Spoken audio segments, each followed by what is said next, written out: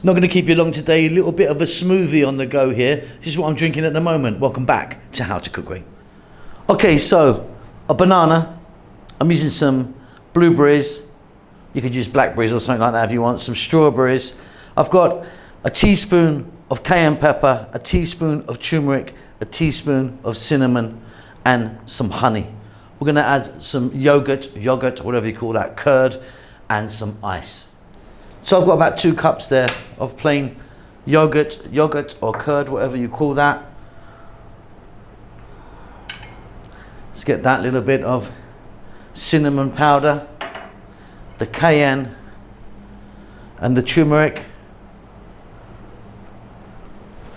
The banana, just cut that up. Strawberries. Bit of ice. Now if you don't want to use ice, you could use frozen strawberries or something like that. Blueberries. And then some honey.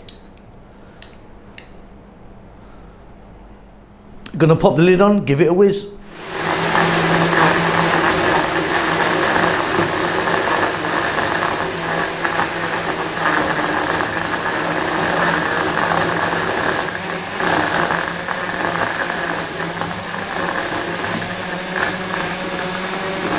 Look at that. That is fabulous.